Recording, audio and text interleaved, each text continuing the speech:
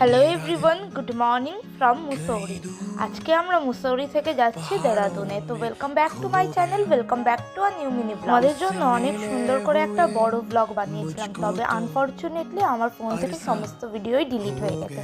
তো আমরা এখানে দেরাদুন যাওয়ার পথে লাঞ্চ করতে দাঁড়িয়েছি। লাঞ্চ সেরে সোজা পৌঁছে গেলাম দেরাদুনের গুচ্ছপানি বা রবার্স কেভে। গুচ্ছপানির আরেক নাম রবার্স কেভ হওয়ার কারণ ইংরেজদের শাসনকালে ডাকাতরা ডাকাতি করে এই গুহার পথ থেকেই সেই সমস্ত জিনিস নিয়ে পালাতো।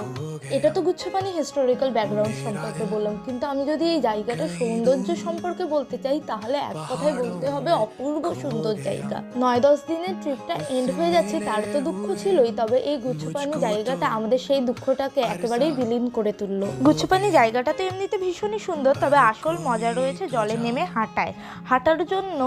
সেখানে আশেপাশে বেশ কিছু দোকান রয়েছে যেখানে জুতো ভাড়া পাওয়া যায় 10 টাকা 20 টাকা করে। সেখান থেকে আমরা জুতো নিয়েছিলাম।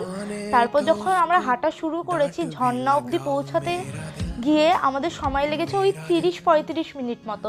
তারই মধ্যে আমরা ফটো ক্লিক করেছি, ভিডিও ক্যাপচার করেছি, সেগুলোই তোমরা দেখতে পাচ্ছ। এই জায়গাটা এক্সপ্লোর করতে আমাদের যেমন মজা লাগছে, ঠিক তেমনভাবে অনেকটাই সাবধানতা অবলম্বন করতে হয়েছে, কারণ সব জায়গায় আলো পৌঁছায়নি ঠিকঠাক মতো করে, অন্ধকারও ছিল কিছু জায়গা, তারই সঙ্গে ভীষণ রকমের স্কিট করেছিল, আবার সাপও ছিল। আর আমরা পৌঁছে গেছি রবার্স কেভের শেষ প্রান্তে। এই ঝর্ণাটার জলই গোটা জায়গাটা জুড়ে বয়ে চলেছে।